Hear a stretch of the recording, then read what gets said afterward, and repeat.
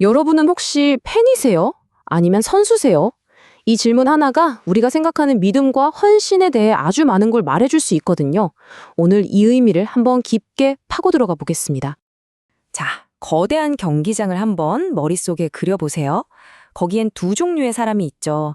편안한 관중석에 앉아서 경기를 즐기는 팬, 그리고 땀 흘리면서 필드 위를 뛰는 선수. 이 둘의 차이는 단순히 어디에 있느냐보다 훨씬 더 깊은 의미를 가지고 있습니다. 사실 생각해보면 아주 간단해요. 팬은요, 그냥 즐기면 됩니다. 딱히 땀 흘릴 필요도 없고 뭔가 특별한 힘이 필요한 것도 아니죠. 하지만 선수는 완전히 다릅니다. 그 경기장의 선수로서 서 있으려면 반드시 우리가 근육이라고 부를 수 있는 힘이 있어야만 해요. 물론 여기서 말하는 근육은 우리 팔다리에 있는 그런 근육이 아니에요. 바로 영적 근육이라는 건데요. 살다 보면 예상치 못한 어려움이 닥치거나 정말 힘든 선택을 해야 할 때가 있잖아요. 그때 우리를 포기하지 않고 버티게 만들어주는 내면의 힘, 바로 그걸 말하는 겁니다. 이 자료에서는 오늘날의 한 가지 안타까운 현실을 지적하고 있어요.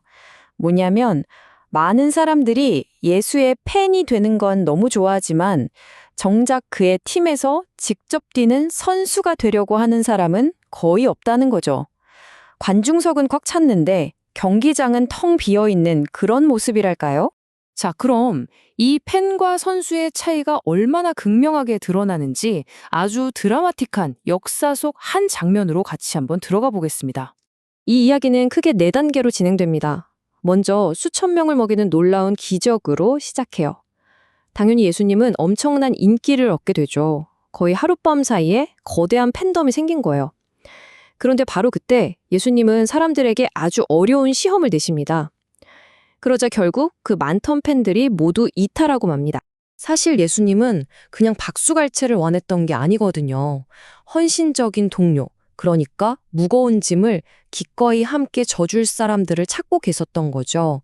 그래서 사람들에게 일종의 영적인 역기, 즉 도전을 딱 제시하신 겁니다. 예를 들어 내 살을 먹고 내 피를 마셔라와 같이 당시 사람들로서는 정말 충격적이고 이해하기 힘든 말씀을 하셨어요. 이건 단순히 존경하는 걸 넘어서 삶 전체를 건 헌신을 요구하는 거였죠. 그리고 결과가 어땠을까요? 한때 그렇게 환호하던 그 수많은 군중이 그냥 다 떠나버렸습니다. 성경에서는 이 순간을 가장 슬픈 장면 중 하나로 기록하고 있죠. 여기서 아주 중요한 진단이 나옵니다. 사람들이 왜 떠났을까? 가르침이 너무 복잡해서였을까요? 아니요. 바로 그 헌신이라는 무게를 감당할 근육이 없었기 때문이라는 겁니다. 그럼 이런 질문이 당연히 생기죠. 이 영적 근육이라는 게 그렇게 중요하다면 대체 그걸 어떻게 키울 수 있을까요? 그 답의 실마리를 아주 흥미로운 과학 실험 하나에서 찾아볼 수 있습니다. 바이오스피어2라는 실험이 있었는데요. 과학자들이 나무를 키우기 위한 완벽한 환경의 온실을 만들었어요. 그 안에서 나무는 엄청나게 빨리 자랐죠. 그런데 치명적인 문제가 하나 있었습니다. 바로 바람, 즉 어떤 저함도 역경도 없었다는 거예요. 그 결과 나무들은 내적인 힘을 전혀 키우지 못했고 결국 자기 무게조차 이기지 못하고 쓰러져 버렸습니다. 이 실험이 우리에게 아주 명확하게 보여주는 게 있죠. 힘이라는 건 편안함 속에서 저절로 생기는 게 아니라는 겁니다. 힘은 오직 저항에 맞서 싸울 때만 만들어진다는 거죠. 그러니까요, 우리가 살면서 어려운 도전에 부딪힐 때가 있잖아요. 용서하기 힘든 사람을 용서해야 할 때나 정말 피곤한데 누군가를 위해 섬겨야 할 때 같은 상황들이요. 이게 뭔가 잘못됐다는 신호가 아니라는 거예요. 오히려 그게 바로 우리 근육을 키우는 운동 시간인 셈입니다. 자, 다시 그 텅 빈 들판으로 한번 돌아가 볼까요? 수많은 군중은 다 떠나고 흙먼지가 가라앉고 나니 이제 딱 12명의 남자만 그 자리에 남아 있습니다. 그때 예수님이 남은 제자들을 돌아보면서 아주 날카로운 질문을 던지십니다. 너희도 가려느냐? 이건 그냥 출석 체크하는 질문이 아니었어요. 너희의 정체성이 무엇이냐고 묻는 아주 근본적인 질문이었죠.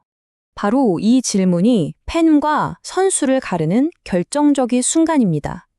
당신은 어떤 혜택을 바라고 여기에 있는 건가요? 아니면 어떤 대가를 치르더라도 헌신하기 위해 여기에 있는 건가요? 이때 베드로의 대답을 보면 그가 이걸 완전히 이해했다는 걸 알 수 있죠. 그는 공짜 음식을 찾는 팬이 아니었어요. 여기가 아니면 다른 갈 곳이 없다는 것을 아는 진짜 선수였던 겁니다. 이렇게 수천 년 전의 이 이야기는 시대를 뛰어넘어서 오늘을 사는 우리에게도 똑같은 도전을 던져주고 있습니다. 그렇다면 선수의 플레이북에는 어떤 것들이 있을까요? 우선 관중석에서 내려와야 합니다. 이 메시지는 좋네, 저건 별로네, 이렇게 평가만 하는 걸 멈추고 직접 그 메시지대로 살아보려고 참여해야 하는 거죠. 그리고 성장에 꼭 필요한 저항을 기꺼이 받아들이는 겁니다. 관중석의 편안함 대신 경기장의 도전을 선택하는 것, 그게 바로 시작입니다. 그래서 마지막 질문은 이것입니다. 당신이 무엇을 믿느냐가 아니라 당신은 어떤 존재가 되어가고 있느냐는 것이죠. 팬으로 만족하면서 관중석에 머무시겠습니까? 아니면 직접 경기장으로 내려와 선수가 될 준비를 하시겠습니까? 바로 그 선택이 모든 것을 결정할 겁니다.